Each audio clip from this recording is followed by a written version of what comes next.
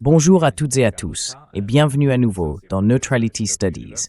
Je m'appelle Pascal Lotaz, je suis professeur associé à l'Université de Kyoto, et aujourd'hui, je suis à nouveau accompagné de notre brillante jeune collègue, Nell Bonilla.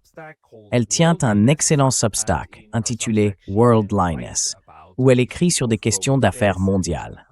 Son plus grand talent est sa capacité à adopter une véritable vue d'ensemble des affaires actuelles, à comprendre comment les élites s'interconnectent et ce que cela implique sur le plan psychologique collectif. Du moins, ce sont là quelques-uns des sujets qu'elle explore. Son dernier article mérite vraiment d'être lu par tout le monde. Il s'intitule « Munich dans le bunker », la conférence sur la sécurité de Munich 2026 et la simulation de la souveraineté européenne. C'est donc de cela que nous allons parler aujourd'hui. Nell, bienvenue à nouveau. Je suis heureux d'être à nouveau ici. Merci. J'ai simplement dû charger votre article, ce que j'avais oublié de faire au début, mais heureusement, nous l'avons retrouvé. Vous avez écrit ceci à propos de la conférence sur la sécurité de Munich, et j'ai eu plusieurs discussions à ce sujet sur ma chaîne. Vous savez, nous revenons toujours au colonialisme, évidemment, à cause de Marco Rubio, mais vous le reliez à votre théorie de l'État bunker. Pourriez-vous, pour les personnes qui n'ont jamais entendu parler de l'État bunker, d'abord expliquer très brièvement ce que vous entendez par ce concept, puis montrer comment il se rattache à Munich, s'il vous plaît.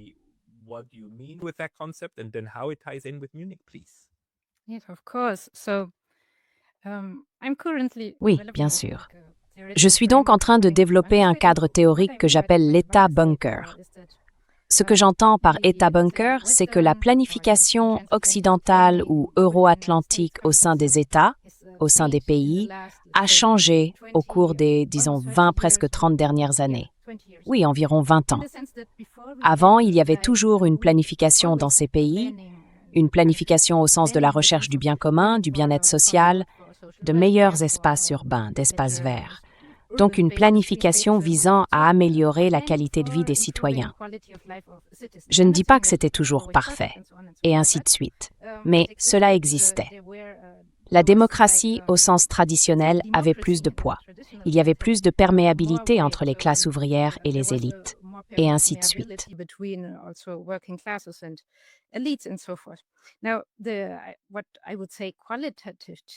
Ce que j'appellerais le changement qualitatif jusqu'à présent, que je nomme l'État bunker, c'est que la démocratie, ces voies normales de la démocratie comme le vote, n'influence plus la planification visant à améliorer la vie, ce que je suppose la plupart des gens souhaitent. À la place, il y a eu un déplacement vers d'autres parties de la société, ce que j'appelle la sécuritocratie, comme les planificateurs militaires, les think tanks, les entrepreneurs de la défense, et ainsi de suite, qui ont désormais beaucoup plus de poids dans ce domaine. Ils élaborent de tels plans au niveau national et régional, notamment à travers l'OTAN, qui, selon moi, est un acteur clé ici. Et leur objectif n'est plus d'améliorer la qualité de vie des citoyens de tel ou tel pays, mais plutôt de militariser la société, le territoire et les ressources. C'est pourquoi on parle aussi autant d'infrastructures à double usage.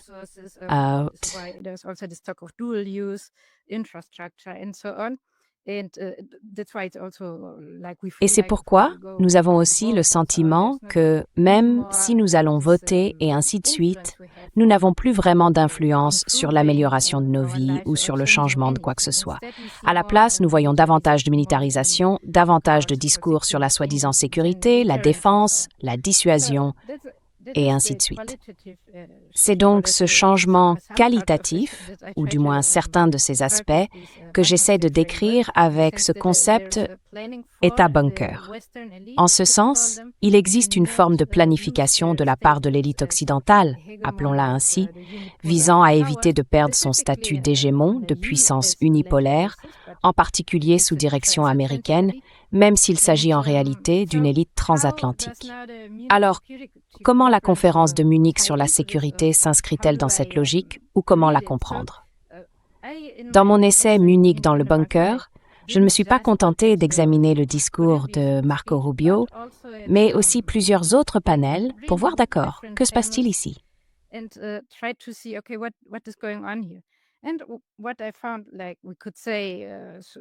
Ce que j'ai constaté en guise de résumé, c'est que ce n'est pas vraiment ce que beaucoup de gens disent, qu'il y aurait une fracture entre l'Europe et les États-Unis, que les États-Unis voudraient se retirer ou quitter l'OTAN et que les Européens ne voudraient pas qu'ils partent, etc. On pourrait le voir ainsi si l'on se contente d'observer la conférence de Munich sur la sécurité en surface. Mais si l'on examine l'ensemble, du début à la fin, avec les documents et tout le reste, on perçoit un autre récit. Au lieu d'une division, c'est plutôt l'histoire de la manière dont nous, Européens et Américains, ou disons les alliés, l'OTAN et les États-Unis, travaillons en réalité ensemble pour élaborer des plans visant à davantage de sécurisation, de dissuasion et de militarisation.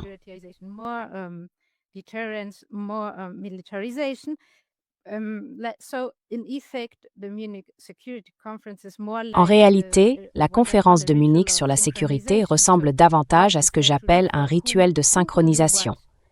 Que faut-il faire et pour qui? Qui fera quoi dans cette situation? À ce stade, quel rôle chacun joue-t-il? Je soutiens également que les partenaires européens en particulier, mais peut-être d'autres alliés aussi, s'intègrent en fait davantage. Autrement dit, s'ils ne s'étaient pas encore suffisamment intégrés, ils le font désormais davantage au sein des structures militaires et de commandement américaines, mais aussi de la base industrielle, et peut-être même sur le plan politique. C'est donc là l'argument central. Il s'agit de la poursuite du processus de sécurisation croissante des sociétés de l'OTAN afin d'arrêter, freiner, voire détruire le développement multipolaire, ou ce qu'on pourrait appeler ainsi. Oui.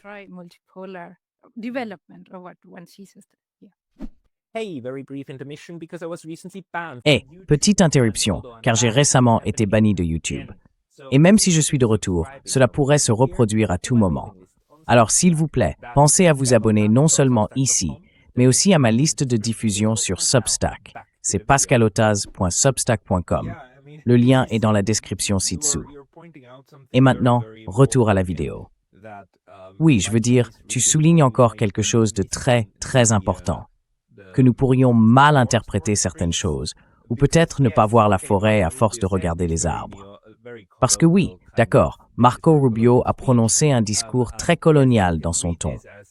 Et oui, on peut le lire comme une manière de revenir au temps ancien, mais en un sens, ils font quelque chose de nouveau, ou poursuivent ce sur quoi ils travaillent depuis un moment, à savoir diviser le monde à travers ce rituel. Simplement déterminer qui fait quoi dans le jeu d'équipe. Et le jeu d'équipe, lui, n'est pas près de disparaître.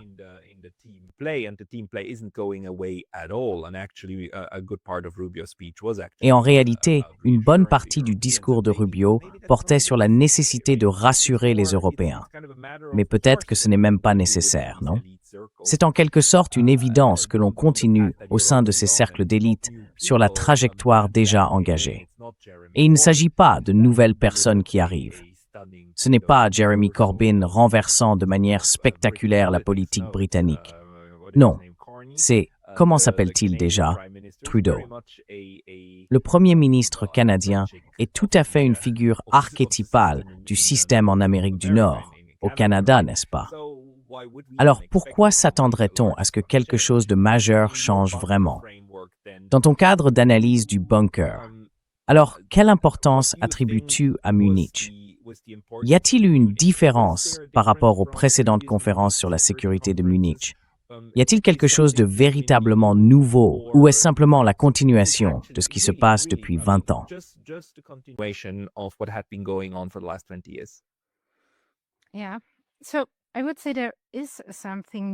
Oui, donc je dirais qu'il y a quelque chose de nouveau dans le sens où, en fait, d'une certaine manière, il y a beaucoup d'éléments, de nombreux facteurs qui ne sont pas nouveaux, mais plutôt une forme de radicalisation ou l'on pourrait dire une intensification de ce qui se produisait déjà. D'un côté, il y a cette idée de partage ou de transfert du fardeau dont on a parlé plus ouvertement à la conférence de Munich sur la sécurité. Là encore, ce n'est pas un concept nouveau. C'est quelque chose qui a été étudié même aux États-Unis, dans les groupes de réflexion gouvernementaux, entre autres, où l'on réfléchit à la meilleure façon de contraindre ou de convaincre leurs alliés de partager le fardeau en utilisant leur propre territoire comme base avancée, et ainsi de suite, en vue d'un conflit militaire potentiel.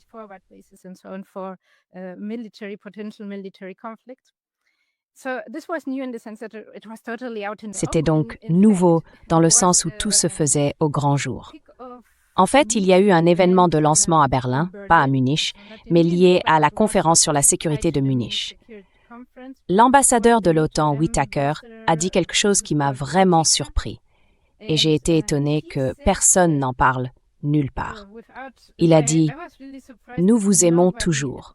Vous restez des alliés, mais nous voulons que vous grandissiez et deveniez ce que vous pouvez devenir. L'autonomie, nous ne demandons pas l'autonomie européenne, nous demandons la force européenne. Nous attendons simplement que vous en fassiez plus, pas que vous soyez indépendants. » Et je pense que c'est là le problème. Être fort ne signifie pas forcément être indépendant. En réalité, l'interconnexion est plus importante. Voilà donc ce qu'il a dit lors de cet événement de lancement. Et sauté, ni dit, nous voyons pauvres soit détermination. C'est comme, ça devrait pas aller aussi loin, les gars. N'en faisons pas trop, d'accord?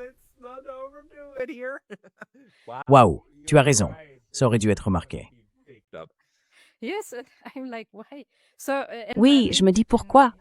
Et je l'ai mis en lien dans mon essai pour que tout le monde puisse l'écouter et le voir. Et il dit en fait, nous ne voulons pas que vous soyez indépendants. Nous voulons que vous soyez forts. Et l'interconnexion est plus importante. Alors qu'est-ce qu'il dit? Il dit ce que c'est. Voilà. Et je crois que c'est de Pascal Lotaz. Fourth, mais cependant. Oui. Et c'est vraiment du genre, comment est-ce possible? Mais bref, le fait est qu'il l'a dit à voix haute lors d'un événement que personne n'a relevé. En réalité, certains médias ont parlé de l'événement de lancement, mais personne n'a cité ce passage. Enfin bref, que dit ce passage? Quelque chose qui, encore une fois, n'est pas nouveau. Ils disent qu'ils veulent que l'Europe, pas seulement l'Union européenne, mais l'Europe dans son ensemble, devienne forte. En quel sens? Dans le sens militaire. Et pas indépendante, ce qui signifie qu'elle s'intègre, qu'elle suit en quelque sorte la direction des élites américaines. Voilà donc l'objectif, et ils le disent ouvertement.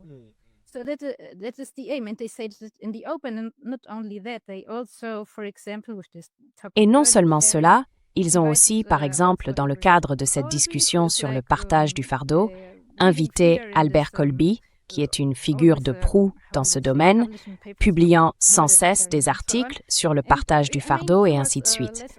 Je veux dire, il était moins direct. Il a dit des choses qui m'ont fait penser « Pourquoi personne ne parle de ça ?» Par exemple, il a dit quelque chose comme « Les États-Unis seront partout, mais nous avons besoin de zones tampons d'assurance territoriale afin de pouvoir nous concentrer, dans son cas ou dans celui des États-Unis, sur ce qu'ils appellent le Pacifique, c'est-à-dire la Chine. Et je dirais que c'est là le changement qualitatif. Ils sont devenus très directs, même avec le discours de Marco Rubio lui-même.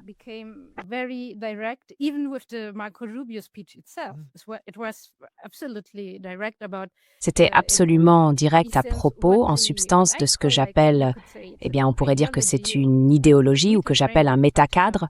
C'est cette idée sous-jacente, ces présupposés implicites, non seulement issus des élites transatlantiques fonctionnelles d'aujourd'hui, mais aussi comme un courant de fond enraciné dans l'histoire.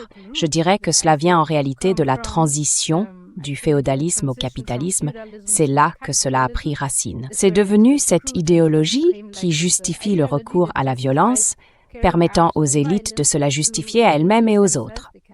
Mais ici, cela a de nouveau pris, je pense, une tournure qualitative, également du côté des Européens qui étaient présents.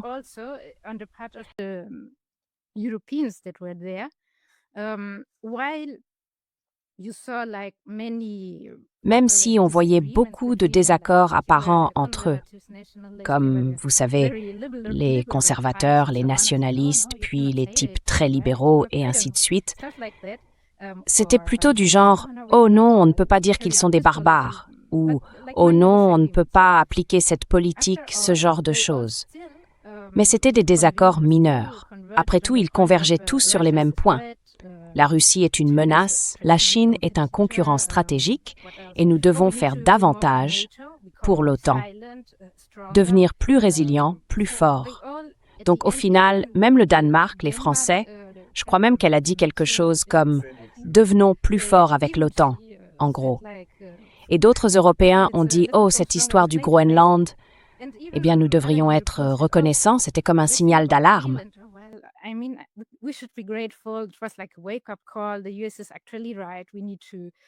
Les États-Unis ont en fait raison. Nous devons devenir plus forts, mais pas indépendants. Je pense que la nouveauté ici, c'est cette franchise, cette ouverture. Car en réalité, beaucoup de ces idées et politiques viennent de la période d'après-guerre froide, comme les années 90. Si l'on regarde les documents de l'OTAN et les rapports de recherche, beaucoup d'entre eux parlent déjà du partage du fardeau de la Russie comme d'une menace à l'époque et du fait que nous ne pouvons pas l'intégrer. Et même l'Europe ne peut pas devenir indépendante. Elle doit rester sous une OTAN dirigée par les États-Unis et ainsi de suite. Tout cela existait déjà dans les années 1990, mais maintenant, c'est complètement exposé, visible et audible pour tout le monde. C'est ça, le changement.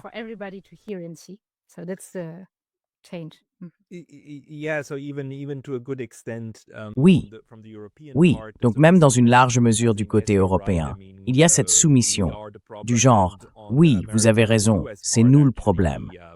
Et du côté américain, du côté des États-Unis, il y a cette domination claire, manifeste, qui établit vraiment l'ordre dans lequel la marche doit se dérouler. Pourquoi dans ton cadre, dans cet État bunker, la Russie est-elle nécessairement, et la Chine semble être nécessairement, l'autre partie de ce système?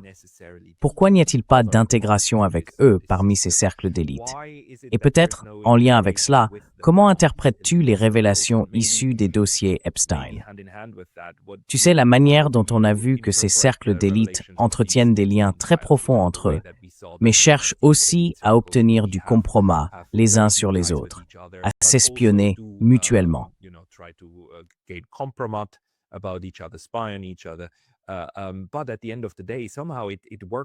Mais au bout du compte, d'une manière ou d'une autre, tout cela fonctionne comme un système. Tu vois, la marche au pas semble simplement fonctionner. Et comme tu l'as dit, il y a de petites différences dans l'approche que ces personnes veulent adopter. Mais c'est un peu comme une dispute pour savoir qui est le capitaine du bateau, alors qu'il est parfaitement clair quelle est la trajectoire du bateau. Non?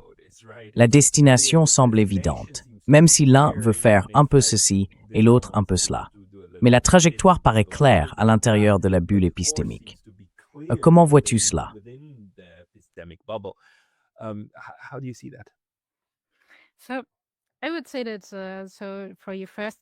Je dirais donc que, pour répondre à votre première question, la Russie, la Chine, pourquoi cela? Eh bien, je pense que si l'on remonte dans le temps, par exemple à la transition du féodalisme au capitalisme, ce que je soutiens, c'est que ce qui s'est passé, c'est qu'une élite disposant d'avantages technologiques et militaires a pu imposer des structures sociales capitalistes. Et pour cela, elle a utilisé ce que j'appelle un cadre dichotomique. Un cadre qui distingue le noir du blanc, le barbare du civilisé et ainsi de suite. Elle s'en est servie pour justifier la violence qu'elle exerçait, ainsi que celle dirigée contre ceux qu'elle cherchait à opprimer ou à exploiter. C'était donc le premier usage de ce cadre. C'est aussi pour cette raison que je me concentre sur les élites elles-mêmes, car beaucoup pourraient dire « Oh, c'est une question de l'Occident » ou « c'est une question des États-Unis et de l'Europe », mais ces cadres cognitifs, ne sont pas si différents.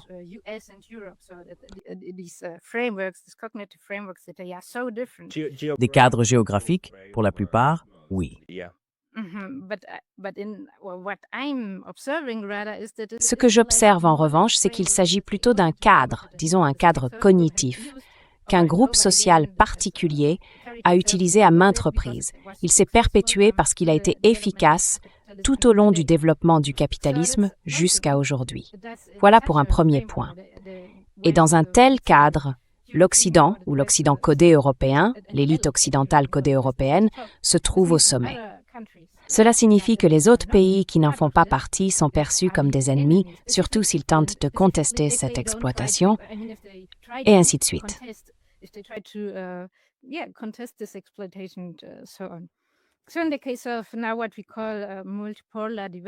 Donc, dans le cas de ce que nous appelons aujourd'hui le développement multipolaire, dans mon essai, j'ai dit qu'il y avait eu une sorte de choc multipolaire vers 2014 environ, mais le choc multipolaire ne concernait pas tant la Russie et la Chine se développant sur le plan industriel ou améliorant la qualité de vie de leurs citoyens. Ce n'était pas cela le choc, car depuis la fin de la guerre froide, il existait déjà, dès le départ, cette compréhension que la Russie ne pouvait pas être intégrée à l'OTAN ni à l'Union européenne, ne pouvait pas être une partie intégrante de l'OSCE et ainsi de suite. Parce que cela signifierait que l'Europe pourrait alors collaborer avec la Russie et qu'il y aurait une autre sphère d'influence, appelons-la ainsi, qui ne serait pas celle des États-Unis et ne serait pas dirigée par eux. Et pourquoi ?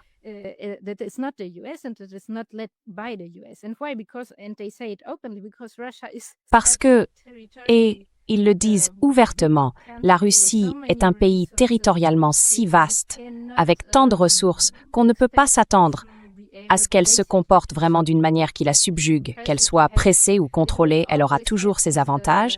Et aussi, à cause de l'Union soviétique, elle disposait de ressources de recherche inédites, d'une capacité technologique, et ainsi de suite. On ne peut tout simplement pas, même si on le voulait, la soumettre ou l'utiliser uniquement à son propre profit. C'est ce que l'on peut lire dans les journaux américains des années 1990, des arguments similaires à propos de la Chine. Elle est tout simplement trop grande, on ne peut pas l'opprimer.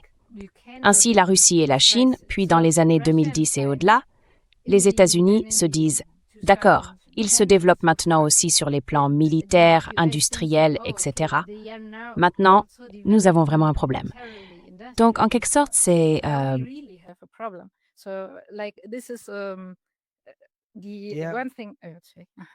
Désolé, mais juste pour que tu saches, on ne peut pas avoir de véritables partenaires au sein de l'Alliance. On ne peut pas avoir de partenaires réels et égaux dans ce système parce que le système est fondé sur la hiérarchie, n'est-ce pas? Et le chef ne cherche pas des partenaires.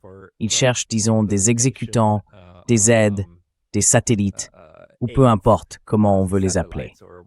Et donc, il faut les autrer. C'est la seule façon de les gérer. Et ensuite, au final, les combattre et les vaincre, puis décider quoi faire du reste. De la même manière que, tu sais, une fois la Yougoslavie démantelée, les restes étaient tout à fait gérables pour l'Alliance, non? C'est comme ça qu'il faut le comprendre.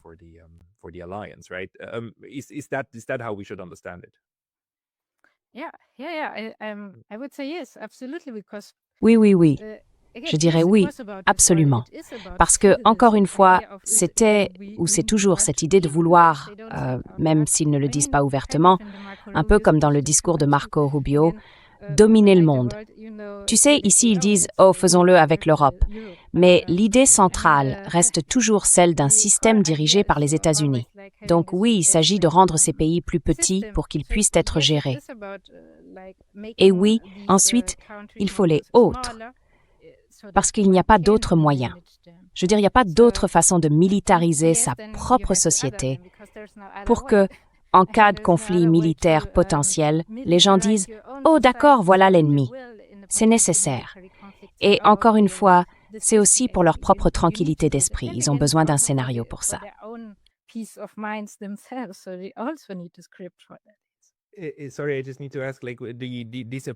Désolé, je dois juste demander. Cette approche des affaires internationales est quelque chose que j'associe le plus étroitement au terme néoconservatisme, les néocons. Mais en réalité, vous allez plus loin, n'est-ce pas? Vous dites qu'il faut chercher les origines de cela dans la transition du féodalisme au capitalisme. Pourquoi cela? Pourquoi devrions-nous chercher les origines des néocons à cet endroit-là?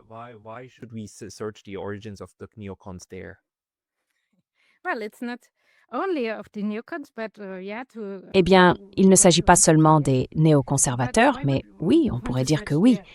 Mais pourquoi voudrait-on regarder de ce côté-là? Parce que, je veux dire, il faut comprendre. D'accord, si l'on examine simplement la politique des États-Unis depuis leur création, le pays a commencé comme un État capitaliste, non seulement capitaliste, mais aussi, dès le départ, marqué par beaucoup de violence. Donc, génocide, esclavage, colonialisme, de peuplement, tout cela. Cela a commencé dès l'origine avec de telles pratiques, ce qui signifie aussi avec un tel état d'esprit. Il leur fallait avoir une mentalité particulière pour se constituer en un État de ce type. Et quand je dis « ils », encore une fois, pas tout le monde, mais les élites américaines, leurs projets, eux,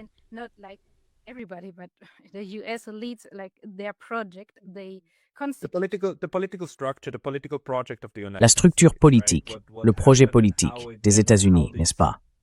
Ce qui s'est passé et comment cette parcelle de terre et ce groupe de personnes se sont ensuite gouvernés eux-mêmes et ont gouverné les autres, en intégrant ceux qui ne voulaient pas s'y conformer. Nous incluons évidemment les esclaves, n'est-ce pas? Et cela crée alors un système économique et social. Mais c'est déjà allé un peu trop loin, n'est-ce pas? Parce que tu as dit qu'il fallait examiner la transition du féodalisme au capitalisme, ce qui est en réalité antérieur à 1786, n'est-ce pas?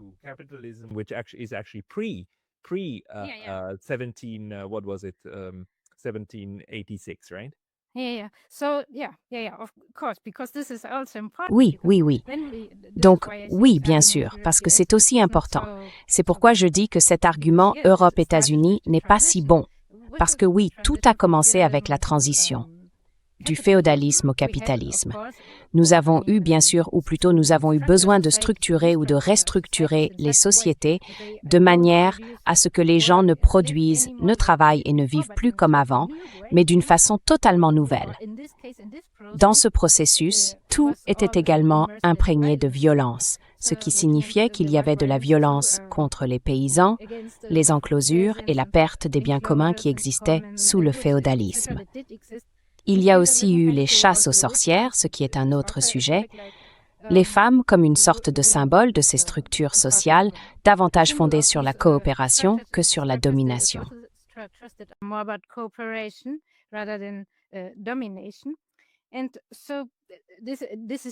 Et c'est donc là que tout commence, à l'époque médiévale en Europe. Puis, avec le colonialisme, cet état d'esprit est poussé encore plus loin. Il trouve de nouveaux peuples à, exploiter, car encore une fois, en dehors du fait d'avoir une religion et une culture différentes, ou disons des structures sociales différentes, ces sociétés étaient aussi organisées autrement. Ce qu'ils ont fait, c'est détruire ou tenter de détruire ces cultures, ces religions et ces modes de vie également. Cela signifiait qu'ils devaient imposer un nouveau récit. Et le nouveau récit, dans ce cas, reposait sur la religion. Mais ce n'est pas là l'essentiel. L'essentiel, c'est que ce récit religieux disait « Très bien, ceux-là ne sont peut-être pas des humains, ils n'ont pas d'âme, et ici nous avons les humains qui, eux, ont une âme. »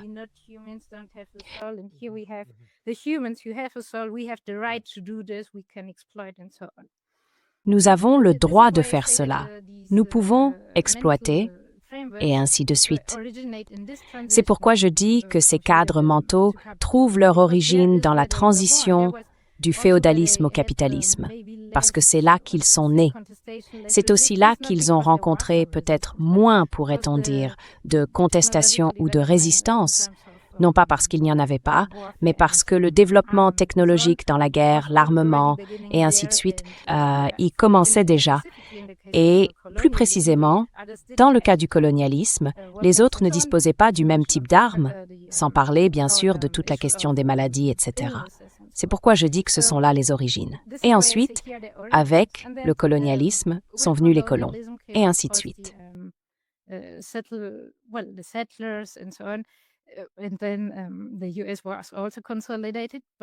Et puis, Les États-Unis se sont également consolidés, mais ils se sont consolidés plus tard, avec cet état d'esprit sous une forme presque pure. Mais encore une fois, on peut dire que c'est aussi un héritage de l'histoire européenne, et cela perdure jusqu'à aujourd'hui. Pourquoi? Parce que nous sommes toujours dans le capitalisme.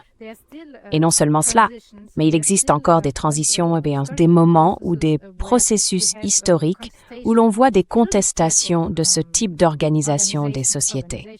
Ainsi, avec ce discours sur la multipolarité, on pourrait dire que ces autres sociétés, d'autres pays comme la Chine par exemple, mais aussi d'autres, essayent de structurer la société de manière à ce qu'elle ne soit pas uniquement centrée sur le profit et le capital, mais un peu plus sur le bien commun, le bien-être social. Et c'est là que je veux en venir.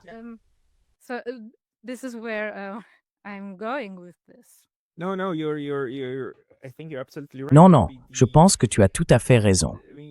Nous voyons de tels exemples de temps en temps en Chine, n'est-ce pas? Un pays prêt à écraser toute une industrie, comme celle du jeu vidéo, lorsqu'il décide qu'elle n'est pas socialement souhaitable, que trop de jeunes sont accros au jeu, alors ils agissent, n'est-ce pas? Et les gens sont un peu stupéfaits de la façon dont ils sont également intervenus sur le marché immobilier. En Occident, cela est souvent interprété comme un signe d'urgence et d'effondrement imminent, mais il s'avère que c'est complètement, totalement faux. Donc nous n'avons même pas besoin d'aller jusque-là.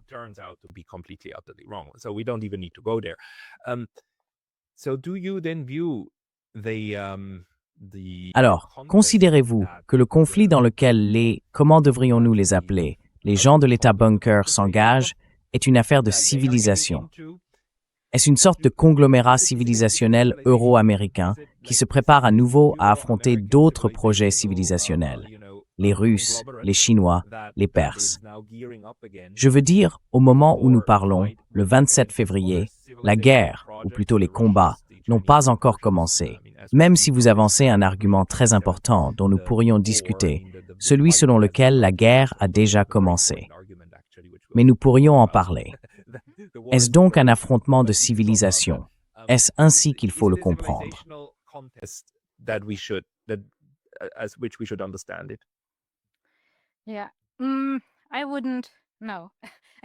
Oui, je ne dirais pas ça, non. Je veux dire, je ne le dirais pas parce que, à mon avis, les civilisations sont un concept ou une structure très fragile et dynamique.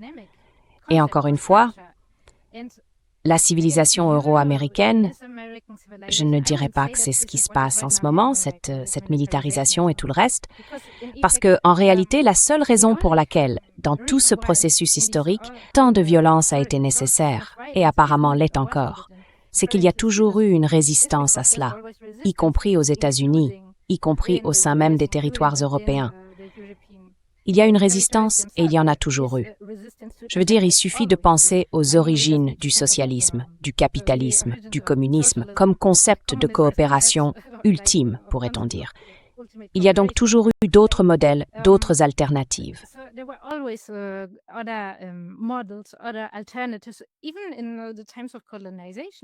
Même à l'époque de la colonisation, il y avait des gens qui disaient « Non, ce que nous faisons ici est mal, nous ne devrions pas tuer tout le monde, nous devons réellement dialoguer et vivre avec eux. » Il y a donc toujours eu différents types, on pourrait dire des modernités, différents modèles de société, même dans ce que nous appelons l'Occident, ou la civilisation américano-européenne, ou peu importe le nom qu'on lui donne. C'est pourquoi je dis qu'un affrontement entre civilisations n'est pas nécessairement la bonne manière de voir les choses.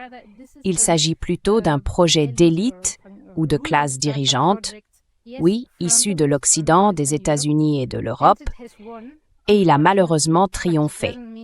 Mais cela ne signifie pas que c'est cela, le véritable Occident ou la véritable Europe ou les véritables États-Unis. Pour ce qui est des autres régions du monde, je dirais qu'elles ont effectivement une longue histoire et qu'elles ont peut-être su résister à la colonisation ou n'ont jamais été colonisées, et ainsi de suite.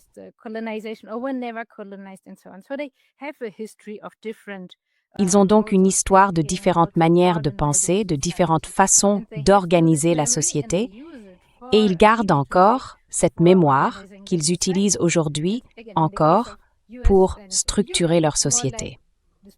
Et encore une fois, dans le cas des États-Unis et de l'Europe, c'est plutôt un projet de ce type, en particulier depuis que les États-Unis ont supplanté ou presque absorbé ce qu'il restait de projets alternatifs au sein de l'Occident, ou qu'ils tentent encore aujourd'hui d'écraser.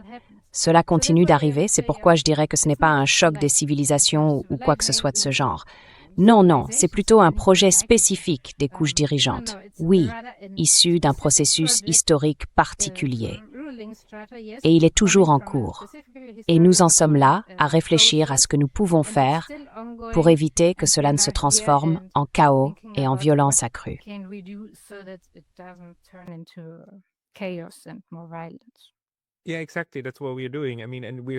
Oui, exactement. C'est ce que nous faisons. Je veux dire, nous essayons encore, malgré tout, et après toutes ces années d'analyse, de simplement effleurer la compréhension de ce qu'est exactement ce processus en cours. C'est pourquoi je trouve ton analyse si pertinente, parce que tu utilises un cadre très rigoureux pour comprendre non seulement le particulier, mais aussi la trajectoire dans laquelle nous nous trouvons probablement. Tu sais, deux personnes que j'admire beaucoup ici sur YouTube sont Alex Christoforou et Alexander Mercouris, car ils offrent, à mon avis, des mises à jour quotidiennes de l'actualité très précieuses. Et l'un de leurs arguments est que ce groupe de personnes, et je pense que nous parlons en grande partie du même, certains les appellent les néoconservateurs, et d'autres, comme toi, en ont une définition plus large.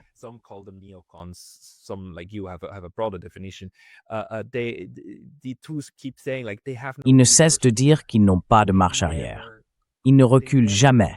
Ils persistent toujours. Chaque fois que quelque chose échoue, chaque fois qu'ils se heurtent à un mur, ils essayent simplement de le frapper à nouveau, un peu différemment, même quand on a l'impression qu'ils reculent. L'un des exemples que, soit dit en passant, Brian Berletic cite souvent est le bouton physique de réinitialisation que Hillary Clinton a offert à M. Lavrov à l'époque. C'était quand déjà? 2009? J'ai oublié. Ou 2012, pardon, j'ai oublié. Cela devait être pendant le second mandat d'Obama, donc peut-être 2012 ou 2013. Quoi qu'il en soit, elle l'a apporté à Lavrov, puis ils ont appuyé dessus ensemble en souriant. Ah, maintenant nos relations vont s'améliorer.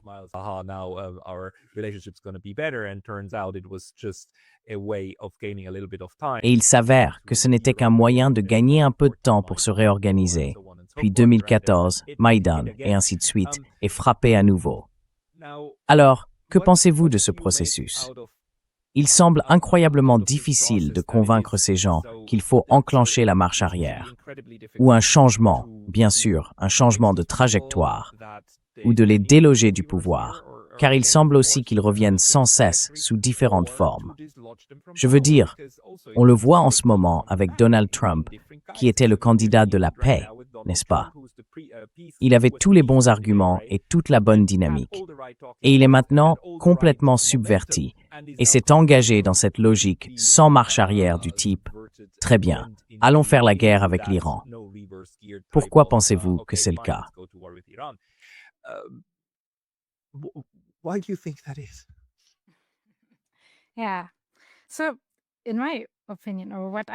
Oui, donc à mon avis, ou d'après ce que j'ai observé, je vois cela comme un processus historique vraiment long.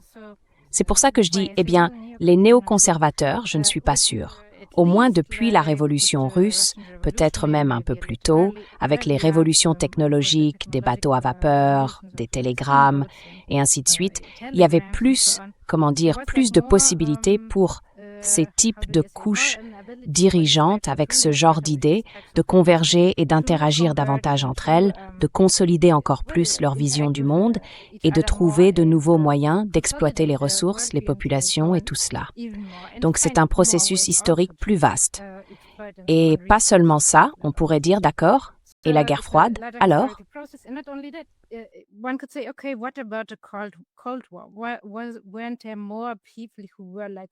N'y avait-il pas plus de personnes ouvertes au dialogue, à la paix, et ainsi de suite? Et oui, c'est vrai. Je dirais même que c'était précisément parce qu'il y avait tant de résistance et de contestation, à la fois de l'extérieur de tous ces pays socialistes et de l'intérieur aussi. Il y avait des mouvements ouvriers et d'autres qui étaient socialistes ou même communistes. Ils avaient vraiment une base solide. C'était donc une véritable période de contestation et ces couches dirigeantes devaient trouver des moyens d'intégrer les gens afin de ne pas perdre leur pouvoir, d'adoucir leur approche et de réfléchir à d'autres façons de reprendre les affaires, de recommencer à exploiter davantage.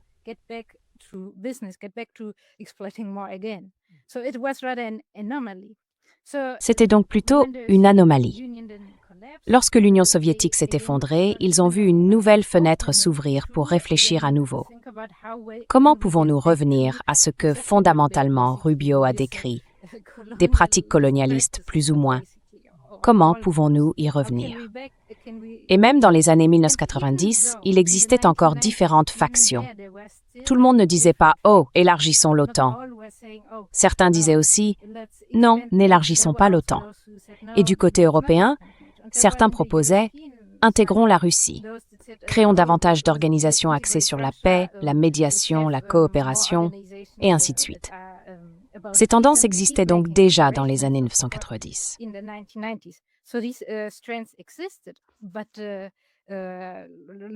Mais la force dirigeante, elle a perdu. Oui. Et même là, la force dirigeante, celle qu'on pourrait appeler les néoconservateurs, a dit non, nous ne pouvons pas faire cela. Nous ne pouvons ni laisser l'Europe devenir indépendante, ni permettre à la Russie de redevenir forte ou même d'exister telle qu'elle est. Nous ne pouvons pas laisser cela continuer. Donc même là, ils ont perdu, oui. C'est un processus graduel, un processus politique, symbolique, financier et industriel, mais aussi militaire, cinétique, lorsque Nord Stream a été détruit.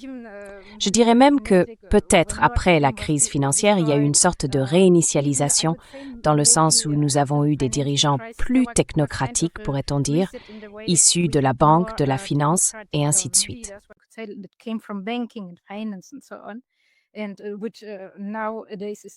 Et de nos jours, c'est encore plus vrai. Nous en avons encore plus. Tous ces mécanismes ont fini par éliminer ou filtrer toutes ces alternatives intra-élitaires, pourrait-on dire. Et maintenant, nous avons de nouveau cette forme presque pure. Je veux dire, peu importe que vous écoutiez les élites transatlantiques libérales ou conservatrices, elles partagent toute la même idée selon laquelle la Russie et la Chine sont des menaces. Même si elles ne le disent pas directement, elles disent « Oh, ce sont des concurrents stratégiques ». C'est la même chose. Donc, je dirais que c'est un vaste processus historique. Et pour une raison que j'ignore, la force la plus violente, disons, est celle qui a gagné jusqu'à présent. Voilà.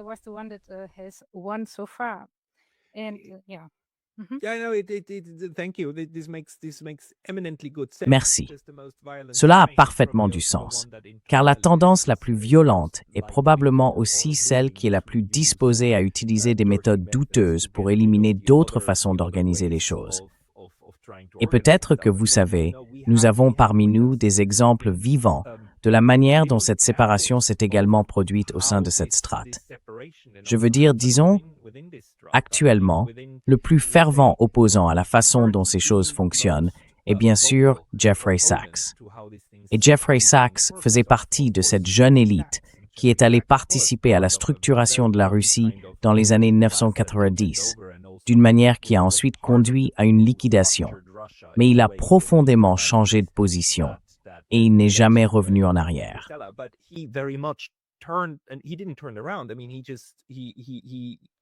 Je veux dire, à un moment donné, il a simplement dit « Non, ce n'est pas la bonne façon d'aborder les choses.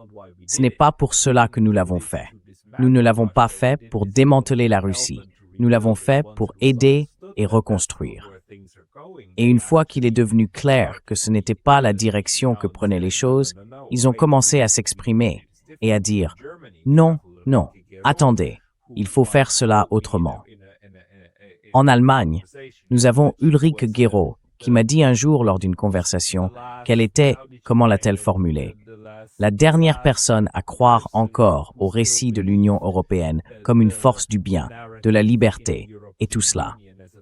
Et elle a continué à promouvoir cette idée mise en avant comme la principale intellectuelle de l'Union européenne, jusqu'à ce qu'elle finisse par dire « Les amis, ce que vous faites n'a rien à voir avec la manière dont nous pensions que le projet devait fonctionner. »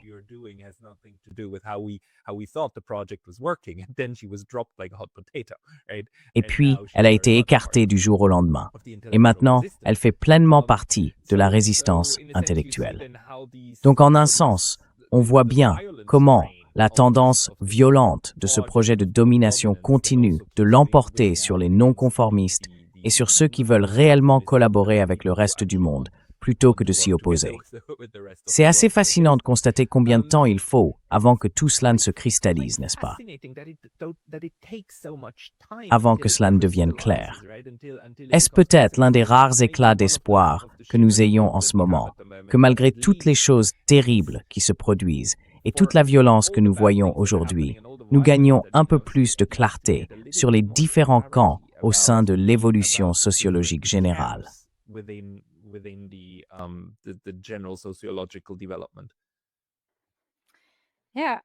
Oui, enfin, j'espère bien.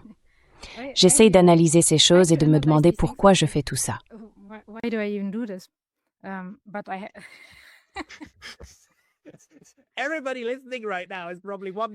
Tout le monde qui écoute en ce moment se demande probablement ça. Pourquoi est-ce qu'on fait même ça? C'est une affaire tellement déprimante.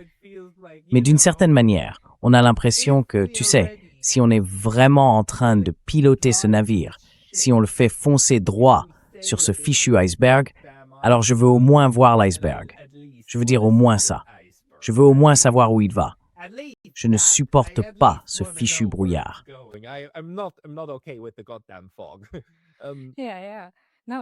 Oui, non.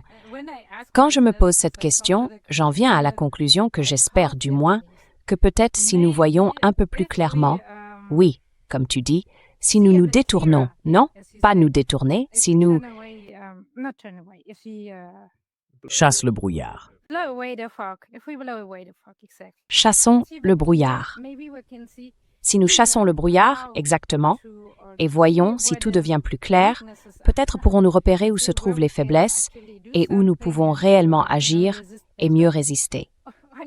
De même, si nous n'y parvenons pas, et qu'une crise, je veux dire une véritable crise, survient et que les gens s'en sortent, alors nous saurons ce qu'il ne faut pas reproduire. Je pense donc qu'il y a deux voies possibles. Si nous comprenons mieux ce qui se passe, alors nous savons mieux non seulement ce qu'il ne faut pas faire, oui, mais aussi ce qu'il faudrait peut-être faire dès maintenant. Et ce qui, par exemple, favorise une solution et ce qui ne la favorise pas.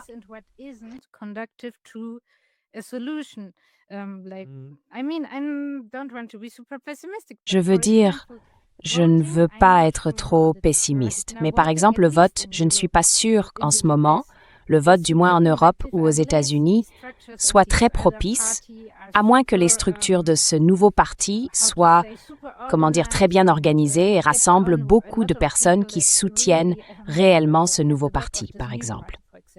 Mais si ce n'est pas le cas, alors le vote ne serait pas, du moins pour l'instant, le genre de voix qui pourrait changer quoi que ce soit. C'est pourquoi je dis que si nous voyons mieux, nous pouvons aussi comprendre un peu mieux, réagir plus efficacement et peut-être trouver des moyens concrets de contrer cela. Ou au moins lorsqu'une crise survient, ne pas en répéter les erreurs.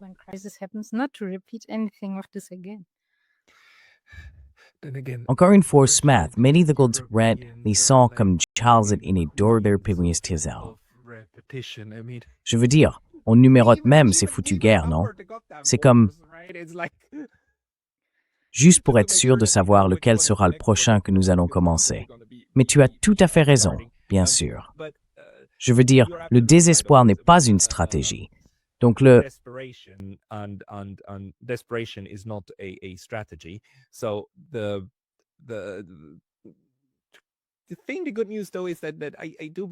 bonne nouvelle, cependant, c'est que je crois qu'il y a désormais un peu plus de clarté sur le processus parmi nous, grâce à ce travail d'analyse que vous menez. Pouvons-nous, dans les 5 dernières minutes environ, parler un peu de ce qui se passe avec l'Iran en ce moment? Nous avons environ 10 minutes, Donc, puisque vous replacez cela dans ce combat plus large qui se déroule, n'est-ce pas? Et vous aviez, en quelque sorte, prédit que les États-Unis n'entreraient probablement pas dans une guerre cinétique, mais que cela n'aurait pas d'importance, car il existe d'autres moyens par lesquels notre cher Occident tente de briser l'Iran. Pouvez-vous expliquer cela un peu? En dehors de la question de savoir si cela va devenir cinétique ou non, qu'avez-vous observé?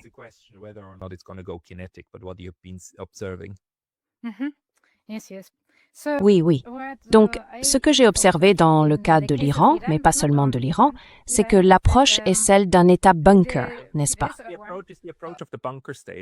Tamer Dupbarton Dethang.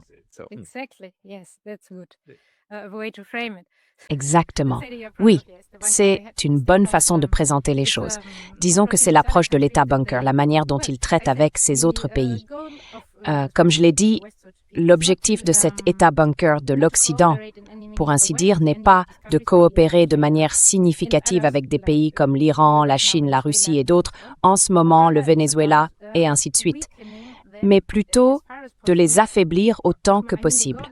Je veux dire, le but est de les affaiblir à tel point qu'ils finissent par céder et se rendent plus réceptifs à ce que les élites américaines en particulier souhaitent pour leurs propres objectifs. Donc, dans le cas de l'Iran, il s'agit d'essayer de les bloquer, de les intimider.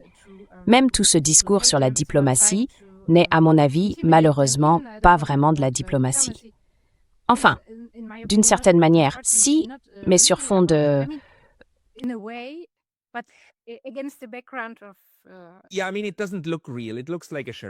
Oui, je veux dire, ça ne semble pas réel. On dirait une mascarade dès le départ, si l'on essaie de présenter l'exigence d'une reddition militaire complète comme une négociation diplomatique.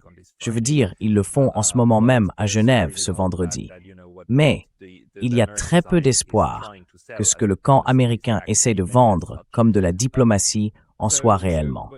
Alors, quelle est l'approche? Supposons en fait qu'un petit miracle se produise et que cela ne devienne pas cinétique, qu'il se passe quelque chose et que les États-Unis ne tirent pas, ni directement, ni par l'intermédiaire d'Israël. Alors, comment l'État bunker aborde-t-il ce problème d'une entité potentiellement non conforme?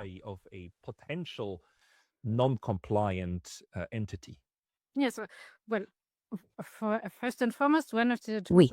Eh bien, tout d'abord, l'un des outils, ce sont les sanctions, sanctionner les pays, les gouvernements et d'autres entités qui pourraient être utiles.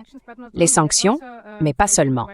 Par exemple, ce qui se passe récemment avec les navires et les bâtiments interceptés transportant du pétrole.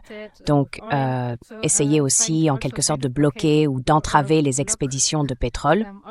Et, quoi d'autre? Ah, oui. Aussi, tenter de déstabiliser de l'intérieur. C'est une autre voie, trouver une position qui pourrait d'une manière ou d'une autre déstabiliser ces pays de l'intérieur.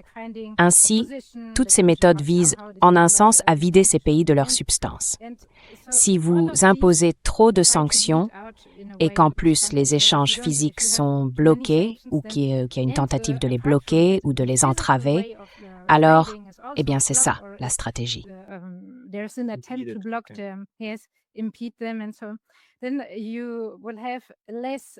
Et donc, vous aurez de plus en plus de problèmes au sein de la population d'un tel pays. Et s'il y a également des tentatives de sabotage ou d'autres types d'actes de ce genre dans ces pays, toutes ces choses visent à créer une déstabilisation et à freiner tout développement industriel ou militaire supplémentaire. Il ne faut donc pas les voir uniquement comme des pays isolés, mais comme des maillons ou des nœuds entre tous les autres pays qui font partie de ce développement multipolaire, si l'on peut l'appeler ainsi. Et puis, je pense aussi qu'il s'agit de voir ce qui est possible et ce qui peut être fait dès maintenant.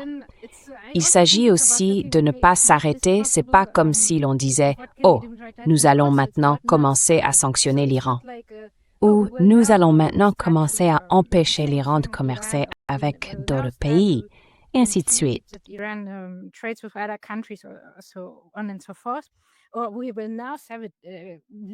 Ou alors, nous allons désormais mener une campagne de sabotage sous la forme de troubles civils. Non. Et ensuite, cela s'arrêtera. Il s'agit de faire cela de manière continue, avec peu de ressources ou sans trop de ressources, afin de créer cette instabilité incessante. De plus, un autre facteur, je dirais, consiste à créer des scénarios crédibles de menaces. Oui, une menace militaire aussi.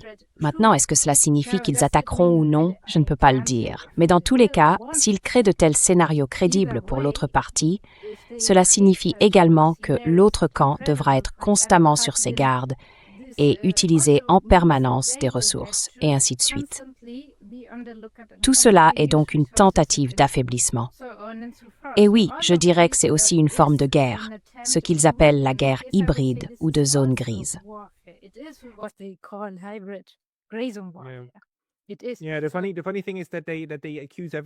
Ce qui est ironique, c'est qu'ils accusent tout le monde de faire cela contre eux, alors qu'ils sont manifestement les maîtres incontestés de cette méthode, qu'ils appliquent depuis un demi-siècle ou plus. C'est une forme de guerre, une guerre d'usure non cinétique, qui cause en réalité la mort de nombreuses personnes. La semaine prochaine, si tout se passe bien, j'interviewerai l'un des chercheurs de la récente étude publiée dans Nature The Lancet, qui a estimé que le nombre de décès annuels dus aux sanctions américaines et européennes entre 1971 et 2021 s'élevait à environ 500 000 de personnes par an. Des personnes mortes à cause des sanctions, liées à l'économie et surtout à la santé.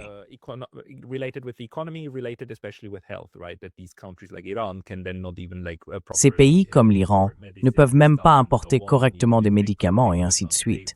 Et même s'ils le pouvaient, ils ne pourraient pas les payer, car ils sont coupés du reste du monde, etc. C'est un instrument horrible qui apporte la mort et la destruction, mais il est tout à fait conforme à la logique dominante. Et il est même populaire dans des pays comme la Suisse. Les sanctions sont populaires parce qu'elles sont perçues comme un moyen de punir les méchants. Et c'est fascinant, c'est horrible, c'est méprisable, mais il est fascinant de constater que cela fonctionne. Que des gens, encore une fois au nom du bien, finissent par apporter la mort et le désespoir à une grande partie du reste du monde.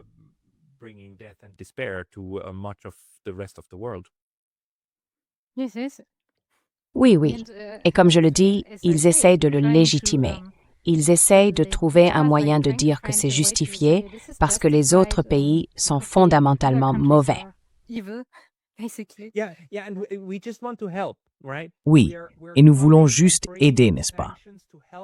Nous venons vous apporter des sanctions pour vous aider et élever vos femmes et vos filles, les envoyer à l'école, les autonomiser et, vous savez, vous libérer d'un horrible régime de répression. Donc c'est très malsain et pervers, mais on voit bien qu'il faut habiller le diable en ange pour que ça passe, parce que les gens ne veulent pas être mauvais. Ils veulent en réalité être bons. Il faut donc présenter les choses correctement. C'est juste un peu malsain. Exactement. Et c'est ce qui se passe, ouais.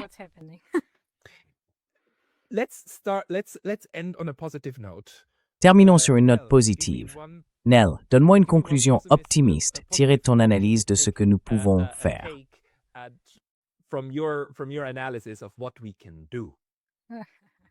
Okay. D'accord. Oui, il y a des moyens.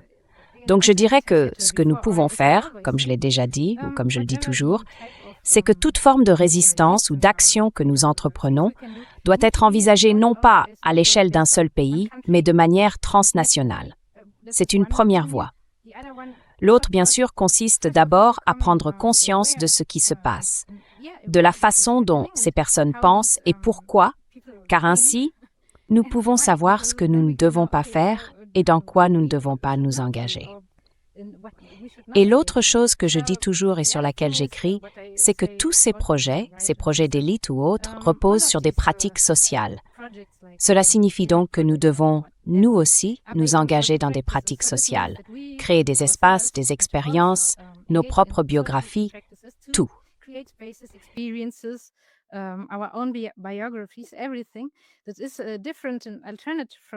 C'est une alternative différente de ce qui se passe actuellement, ce que nous ne voulons pas. La nôtre devrait être fondée sur la paix, la coopération et sur tout ce qui peut se rassembler pour le bien. Nous devons réfléchir à ces alternatives et les construire dès maintenant.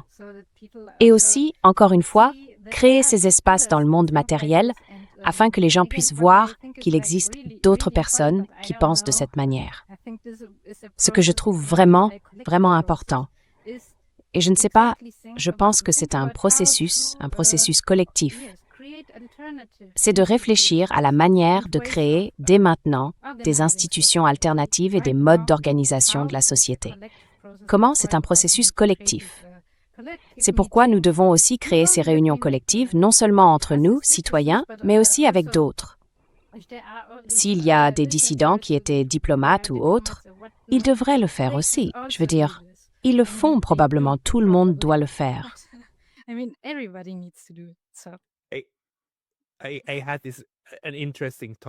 J'ai eu une conversation intéressante il y a quelques semaines avec un diplomate. Je ne dirai pas d'où, qui, ni quoi, mais il vient d'un pays du Sud global. Et il m'a dit qu'il trouvait fascinant de voir comment les diplomates occidentaux peuvent te parler de choses qui, de ton point de vue, relèvent clairement d'un état d'esprit colonial, n'est-ce pas? Mais tu les laisses parler poliment pour continuer à écouter comment ils pensent et fonctionnent. Tu hoches la tête, tu bois ton thé, et tu continues d'acquiescer, n'est-ce pas? Donc, en un sens, je ne sais pas si c'est quelque chose de porteur d'espoir, mais un espoir que j'ai, c'est qu'il y a beaucoup de gens dans le monde qui comprennent réellement, à la fois dans le Sud global et au sein de nos propres sociétés. Il y a un moment pour aller dans le sens du courant et hocher la tête, et il y aura un moment pour prendre la parole et dire « Vous savez quoi? Moi? »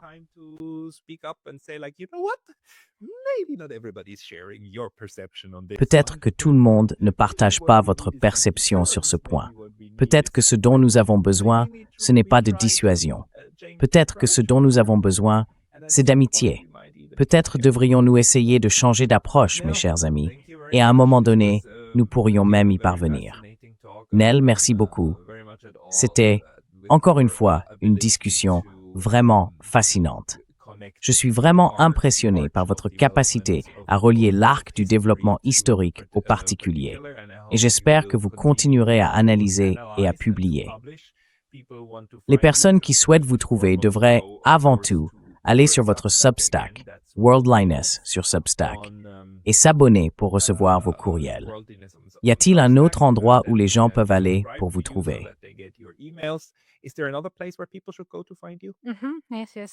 Oui, j'écris aussi pour Nachtzeiten, si quelqu'un parle allemand, Nachtzeiten. Et à part ça, je suis sur X et Blue Sky. Oui. D'accord, ils vous trouveront là-bas. Nell Bonilla, merci beaucoup pour votre temps aujourd'hui. Merci.